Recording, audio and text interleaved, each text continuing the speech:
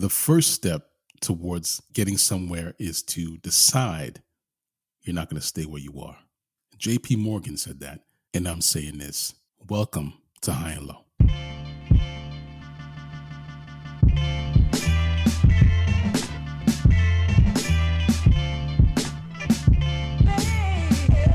Good day and good night. Welcome to the High and Low Basketball Podcast. Happy 2023. This is episode number 100 and semi, aka episode number 137. 37 is the number worn by former Celtic power forward and current EuroLeaguer Semi Ojeleye. On the surface, you would think that Semi Ojeleye, a player with less than stellar career stats, would not have many distinctions to note aside from some self-appointed nicknames and maybe his Nigerian roots. Very important though. However, GQ once declared Semi as the NBA's most jacked player, going as far as to dedicate an entire article to his diet and exercise regimen. That's impressive. I'd take that over a Jerry West trophy any day. I'm just saying. That's just me. Anyway, my name is Ike Amaechi, and around here, we live by the principle governed by the high and low lives of the world, which means we talk about basketball, especially and specifically the NBA. And we talk about it at any time, anywhere, north, south, east, west, high and low. This week, on this first episode of High and Low for 2023, it's a solo effort once again because it's important to bring brand new episodes to High and Low Lives every single week, no matter what, unless it's absolutely impossible. The usual special guests are out and about doing their holiday things with family and friends, but I had to jump on because I had a few pertinent questions from the mailbag that needed to be addressed this week, first in the calendar year. It's on your mind. By the way, I still find it strange that we celebrate the new year in the middle of the winter. There's nothing new about the dead of winter. Take it from me, I'm in the middle of a winter wonderland, as they say. It's just cold and still. There's no life. In fact, the winter should be the end of the year, the death of the year. Spring should technically be the beginning, the renewal, the rebirth. That's why I like to do my affirmations, my resolutions in the spring. But that's just me.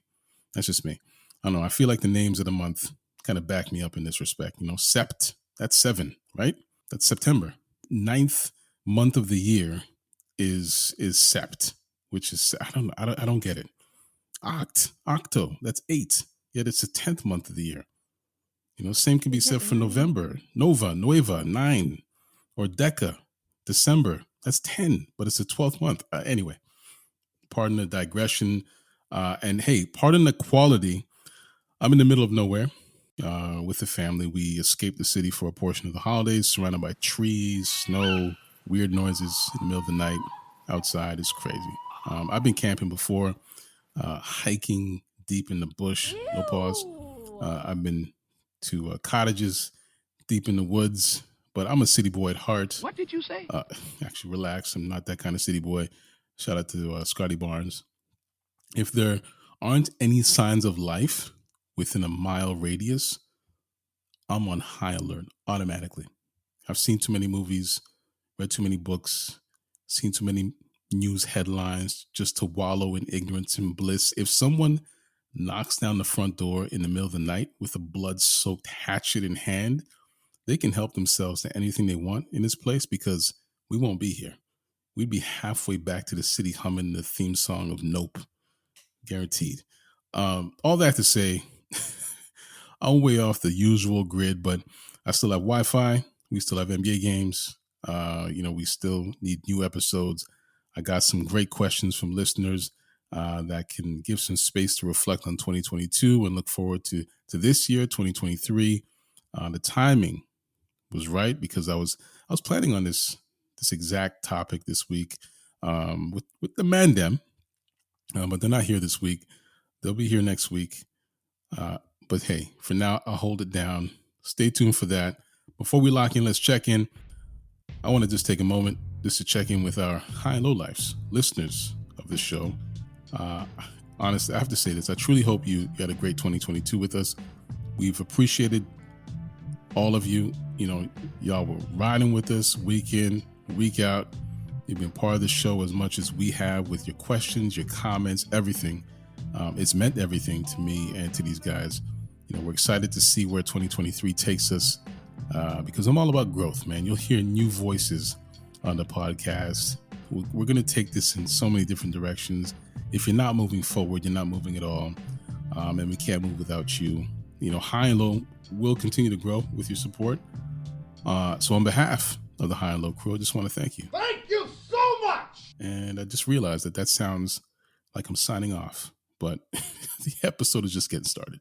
We're just getting started. Anyway, listeners, thank you for joining me for yet another installment of the program, another week, another episode, more NBA, some more High and Low. So this week in NBA history, Kobe continued. Last week, I talked about Kobe dropping 60 in 3 quarters and alluded to this date. On January 4th, 2006, Kobe Bean Bryant scored 81 points in a single game against the Toronto Raptors. This performance remains the second highest single game scoring total in NBA history, behind only Wilt Chamberlain, who scored 100 points in one game in 1962. Amazing. The game was played at the Staples Center in Los Angeles. I'm talking about Kobe's game, his 81-point game. And the Lakers of Los Angeles came out on top, 122-104. Kobe shot 28 for 46 from the field and 7 of 13 from beyond the arc. He also made 18 of his 20 free throw attempts. He scored 55 points in the second half alone, and he scored 23 points in the fourth quarter to help the Lakers to victory. And Kobe's 81-point performance is considered one of the greatest individual scoring performances in NBA history, and it cemented his place in the pantheon of all-time greats. Top 10. If you disagree, you can get a cabin in the woods. It also helped the Lakers finish the season with a 45-37 record and a playoff berth, most importantly. Anyway, that's a little something for the NBA history nerds. Things are certainly happening in the NBA today. Let's talk about something important. I do have a question from a listener. This one is from Alton in Boston, Massachusetts. Alton's question is this: the Business of the NBA episode was a great episode. Are you doing more like this? Great question. I'm glad you enjoyed the episode, Alton. Hey, and I appreciate the listen. It was definitely a departure from our regular format, but it's tough to get everyone together during the holidays, like I said. I kind of just wrote some notes on the business of basketball a little while back, and I had them. Thought it would be interesting to turn those notes into an episode. It's pretty low maintenance compared to the average week. I couldn't talk over myself. I couldn't curse unexpectedly or go off on a tangent that would need to be edited later. What did you say? Edited later. That's what I was trying to say. I wasn't breathing heavily into the mic or smacking my lips every 2 seconds. So basically what I'm trying to say was a very easy edit in comparison. So the editor had next to no work to put this one out. And honestly, I don't know, man. I like to explore the informational doc style in the future, but done in a more immersive way, if that makes any sense. I could definitely see more of those in the future. Maybe I'll get Hugo, Mitch, Sean, Steven. Maybe they'll do one. Who knows? Anyway, great question, Alton. Much appreciated. I think it's a good time to pause. We're going to toss this segment onto a pile of X-Acto knives. And when we come back, we're closing the door on 2022, like finally, and we're going to open the window to 2023. We'll be right back with more High and Low.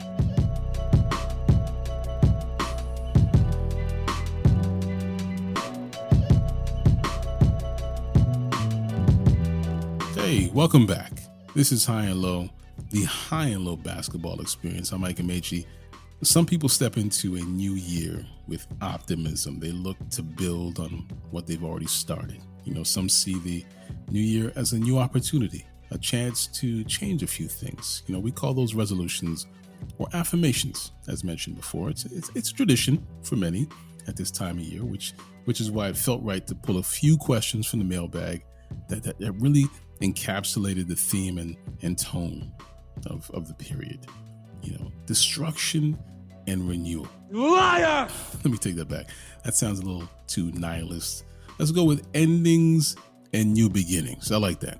Endings and new beginnings.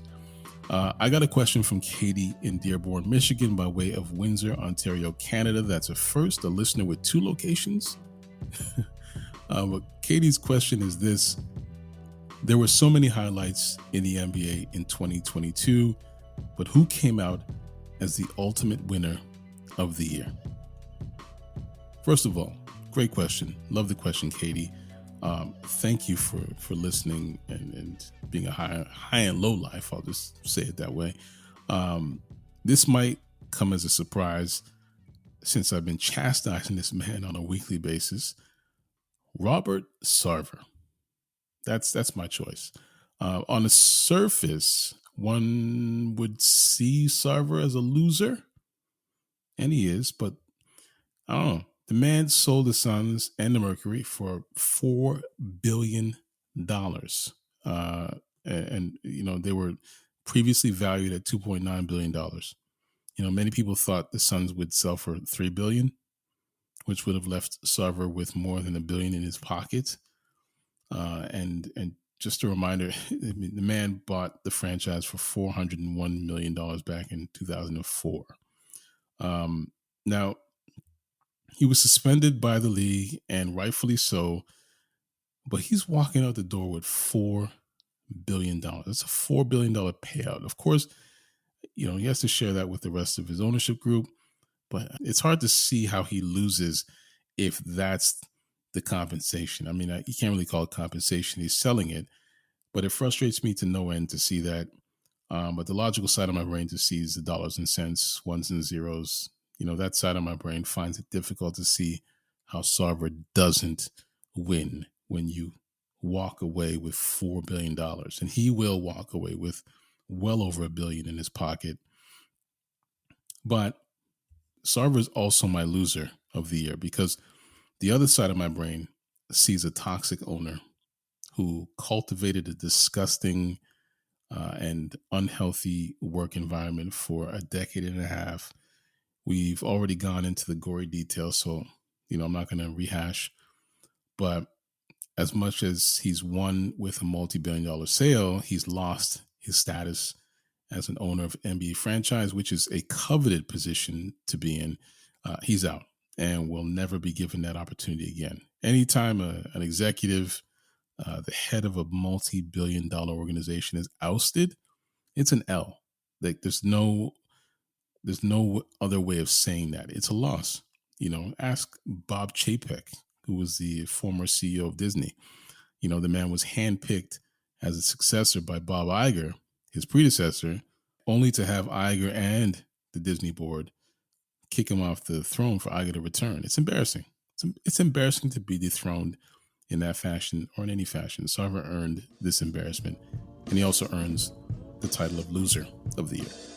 But again, great question, Katie. Thank you for that question. All right, you guys, what's next? I do have another question. This one is from Lennox in West London, UK. Shout out to my family in London. Lennox's question is this: what's the one thing about the NBA that can't carry over into 2023? So what will we just leave behind in 2022, essentially? I think that's the question. Love this question, Lennox. This might be a controversial take, but I want to see an NBA All-Star Weekend in 2023. Then get it out of here! Of course, it's definitely going to happen. I mean, the train left the station a while ago. All-Star Weekend it's happening in February. It's in Utah, whether we like it or not. Adam Silver and his partners and stakeholders could care less what I think, but I thought I'd just take advantage of the moment just to express my absolute disinterest in the event. It's not an all-star showcase. The weekend, it should be about celebrating the best of the best in this sport, but it's not. It's a sponsor showcase a revenue stream, brand logos and dollar signs. That's it. The majority of the good seats in the arena can't even be purchased by the general public. They're reserved for partners of the league, organizations, representatives of entities with interests in the NBA. That's just the business side. As far as the basketball, that's another thing. That's a whole other ball of wax. I don't know whatever you want to call it. All-Star Weekend is not a good product. The ratings have been dropping since 2011. That game was in LA. And of course, it featured the Laker of all Lakers, Kobe, versus LeBron. So no surprise that the ratings were up, but it's been spinning around the drain ever since, man. And, I wonder why. The weekend starts out with the Rising Stars practice, which will be televised. It's televised, a practice. We talking about practice. Not a game. We talking about practice. Practice, man. And then the game comes later that night.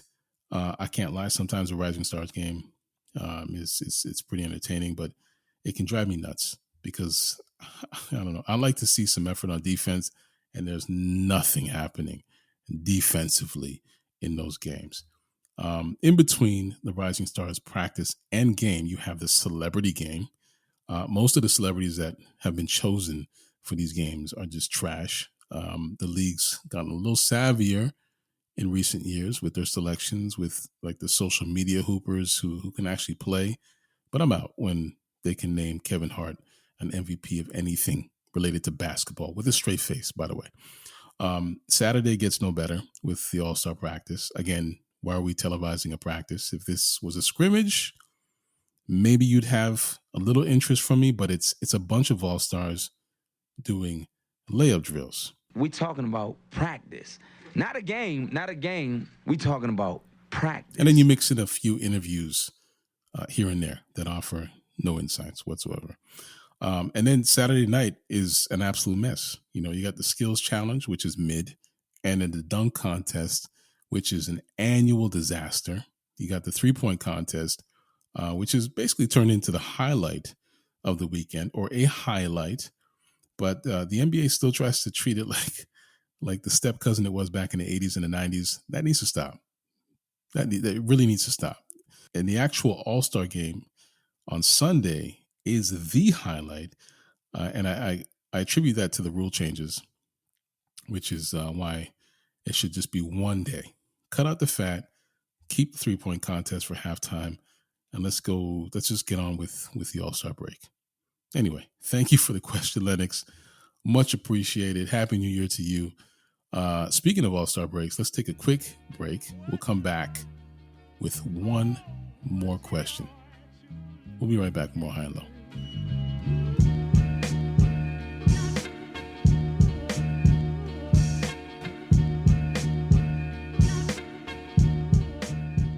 And we are back. As mentioned before, resolutions are a tradition at this time of year. Not necessarily mine, but I'll play the game. So this is a question that was asked on last year's resolution episode, so it's only right that I bring it back. So this is not a listener question. This is just a question from last year's episode. Again, what team or player will you pay more attention to this year in 2023? So my answer to this is twofold. I knew Tyrese Halliburton was a hooper, and I knew Sacramento was going to regret that trade instantly, but I had no idea Halliburton would turn into the second coming of peak CP3. He's been a 2010 guy all season, and it hasn't been difficult. He's efficient from the field. He sees the floor. He finds his guys, and he doesn't turn the ball over, which is it's super impressive and entertaining to watch Tyrese Halliburton play. He's making a statement, and I will be watching him in 2023. Maybe Indiana should have been my pick for who won the year between Halliburton and then finding gold and Benedict Mathurin. I mean, they have some nice pieces in Indiana. I'll be watching them as well. Anyway, that's my answer for that question. Why the fuck I can't shoot 3-point shots? And that brings us to the end of this episode of High and Low. Subscribe to High and Low anywhere you find podcasts and make us a part of your weekly routine in 2023. You know where to find us. We're on Instagram, we're on TikTok, Twitter, YouTube, and we're probably going to have our full episodes on YouTube this year. So look out for that. Links to all of those are in the show notes. You can also find new High and Low gear in our Vonn+Abrahamm shop on Etsy and also on vonnabraham.com. Like, I'm talking about brand new graphic tees like you've never seen. Link to that is also in the show notes. Once again, music is by Live of the Enjoy Music Group. You can find Live on Twitter and on Instagram at LYVE. I spell it every week. Additional music is by Sonny Rockwell of The Goodness. You can't find that guy anywhere. You couldn't find him in 2022, and you probably won't find him in 2023. Sound design is by Vaughn August. This is a Vonn+Abrahamm podcast, just in case you didn't know. So on behalf of the entire High and Low family, I'm Ike Amaechi. Thank you for listening to High and Low. Happy New Year. We'll talk to you next week.